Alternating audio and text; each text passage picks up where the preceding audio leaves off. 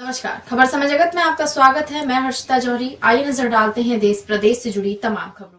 भोपाल नगर निगम चुनाव नहीं होने चाहिए, इन चुनाव की तारीखों को आगे बढ़ाना चाहिए। इसको लेकर कांग्रेस के पूर्व कोषाध्यक्ष अरविंद गोयल ने कहा कि वर्तमान में कोरोना के बढ़ते आंकड़ों को देखते हुए चुनाव अभी स्थापित कर देना चाहिए। यह चुनाव अब गर्मियों में होना चाहिए। मुझे लगता था कि अभी सरकार चुनाव की तारीख आगे बढ़ाएगी। विधायक का चुनाव एक अलग बात होती है, लेकिन विधानसभा के चुनाव की अलग बात होती है। वहीं उन्होंने कहा कि राजधानी भोपाल में वार्ड नंबर 85 है और यह बड़ी संख्या है। नगर निगम चुनाव अभी किए तो जिस तरीके से कोरोना के आंकड़े बढ़ रहे हैं, ये और भी तेजी से बढ़ने लगेंगे।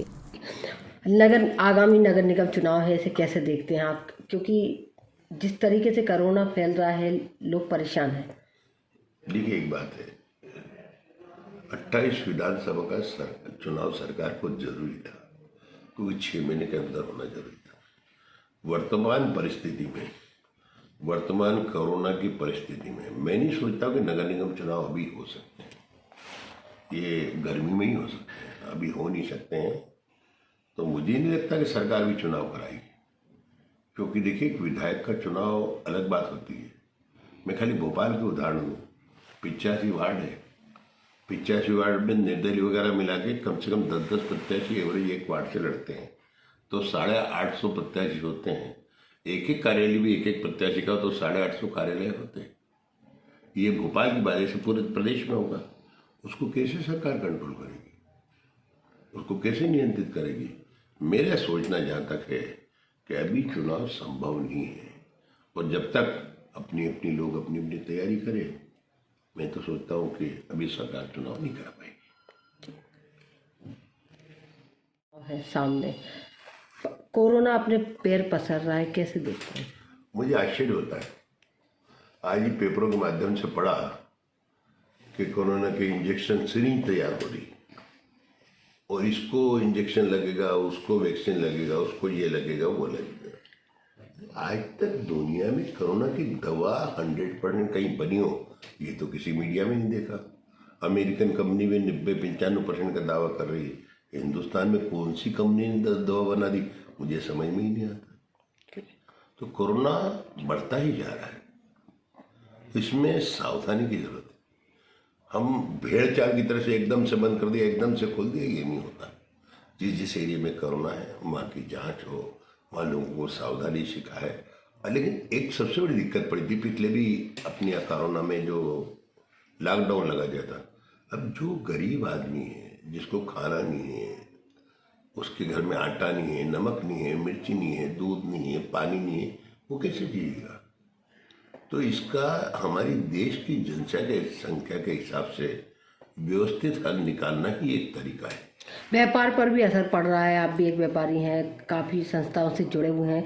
नीचे तत्व के लोग और व्यापारी लोग परेशान हैं क्या? व्यापारी का परेशान होना स्वाभाविक है।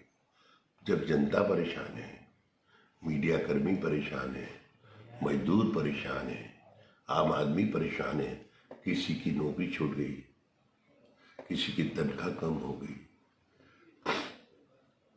बच्चे कहाँ से पाले? अब बच्चे पालने के लिए उसको कम से कम आटा, आपका दाल, उसके साथ नमक मिर्ची तेल भी चाहिए, ईंधन भी चाहिए, उसका तो पैसा लगेगा। अब उसके बाद पैसा नहीं है, तो ये जरूरी चीजों में जब वो अपने आप को उबार लेगा, तभी तो बाजार में से कुछ खरीदी करेगा। इसलिए व्यापार में फर्क पड़ना स्वाभाविक है।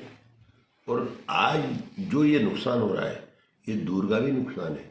इससे भारत को लंबा नुकसान होने वाला है, क्योंकि हमारे उद्योग ऐसे ही दुनिया के उद्योगों की लाइन में कहीं कहीं पीछे हैं। हमने वहाँ से तकनीक नहीं लाके और अपने हिसाब से प्रोडक्शन किया। जब तक हम टेक्निकल, जैसे जर्मन स्ट्रांग है, जापान स्ट्रांग है, चीन स्ट्रांग है, अमेरिका स्ट्रांग है, हमको टेक्निकली स्ट्रांग बनना। और हमारे युवकों की कमी नहीं है, युवतियों की कमी नहीं है। विदेशों में जाके हमारे डॉक्टर बनते हैं, इंजीनियर बनते हैं, क्या क्या बनते हैं, वैज्ञानिक बनते हैं। उन लोगों का सदुपयोग अभी तक नहीं हो पाया। यदि उनका सदुपयोग करें तभी हमारा रास्ता लग सकता है। जहाँ तक कोरोना का सवाल है, अभी बीमारी जिस तरीके से फैल रही है बहुत खतरनाक है, और इस पर कंट्रोल करना बहुत निहायत ही जरूरी है। खाली बातों से काम नहीं चलेगा कि वैक्सीन आ गई, वैक्सीन लग रही, कैसे लगेगी, ये मेरा कहना है।